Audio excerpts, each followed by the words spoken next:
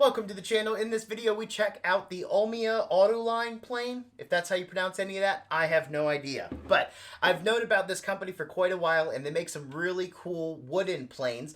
This is one of the ones that doesn't have any of the adjustments. It's a tap-tap plane.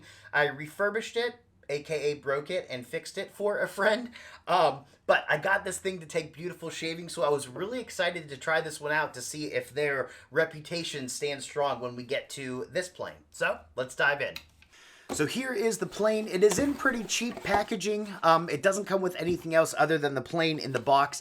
It does stay in there pretty well with these cardboard things, but that's all it is. There's nothing else in there.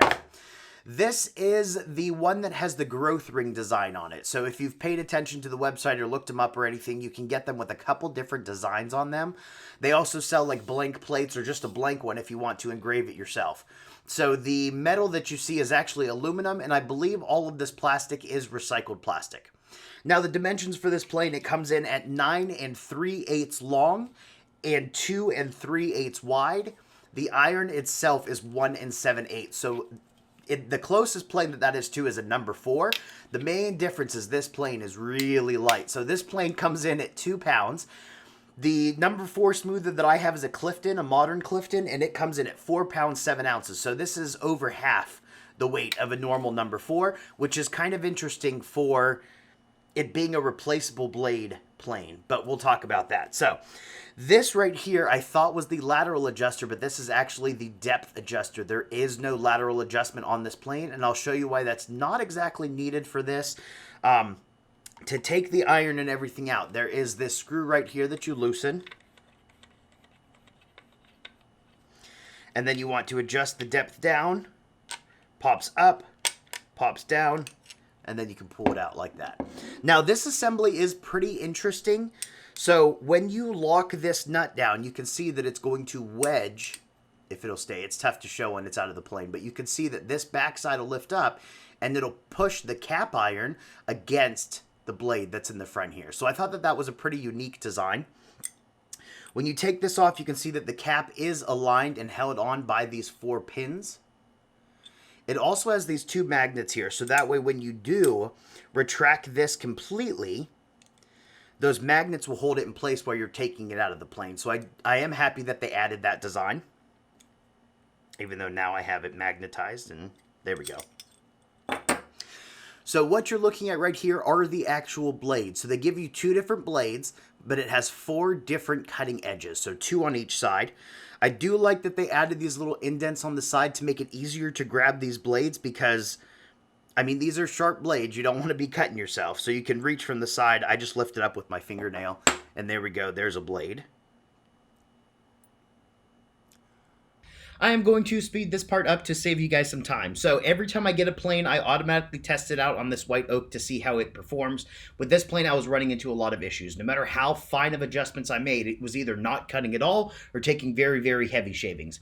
After testing it for quite a while, I then finally got it to take good shavings, but it was heavy on one side and light on the other side. So I took it to a piece of walnut that I know is perfectly dead flat, and I was still running into the same exact issues, which led me to believe that the bottom was out of flat. So I took it to my granite plate. It was out of flat. It was about 0.008 millimeters out of the front and out of the back, which is kind of like a compass plane, so that explains why I was running into the issues. While I was inspecting the bottom, I noticed this, which was not there when I first opened the plane. So this just happened in that use. It's bent up this way like that. This side's not, but you can see it. Right there. So that's leading me to believe that all of the parts of this plane are aluminum. I've never had a piece bend that easily because, I mean, I wasn't really doing any kind of rough work with it. So it is what it is. I took it to the sandpaper. It didn't take long to flatten at all because it is aluminum. And then I took it back to that piece of walnut where I was still running into the issue of it being heavy on one side and light on the other side. It wasn't doing that dive in thing anymore, not cutting it all thing. But it was still heavy on one side, still light on the other side. I tried all of the different blades. And the funny thing is one blade would be heavy on the left. I would swap it out with another blade. It would be heavy on the right. Swap it out with another blade. It would be heavy on the right. The other blade was heavy on the left. So it wasn't I think it was not an issue with the plane, but an issue with all four sides of the blades, with those being out of whack somehow. I'm not exactly sure, but I was tired of messing with the plane. So I think you guys already kind of figured out my answer. My answer to this plane is going to be no. Just no. Everything about it screams cheap. So it's plastic, it's aluminum, there's not a lot of adjustment, it's lightweight, the blades are throwaway blades, the bottom was out of flat. It can't take square shavings. There's no way to adjust lateral on this. The blades are out of lateral or something. So I would think this plane would be cheap. But when I looked up the price, it was 214 euros for no design. That's 234 USD. If you want a design on it, it's 221 euros or $242. That's a very high price tag for what this plane is. And just remember, the blades are throwaway blades. So if you need to replace them, you buy a pack of 10 blades for $53.90. So again, I hate to say it, but for this plane, I'm just going to say no. What I am going to recommend is if you have this plane, love it or hate it, please let people know down below so they can get multiple opinions and form their own. If you do want to still stick with this brand, I highly recommend looking for their vintage wooden planes. This one doesn't have any adjustments on it, but the tap was really easy. Maybe I'm getting better at it. This was comfortable to use. It functions well. I like the weight of it. This is a great plane. This one is not. Sorry. But anyways, I hope you guys enjoyed. Any questions, any comments, anything like that, feel free to let us know down below, and have a good day.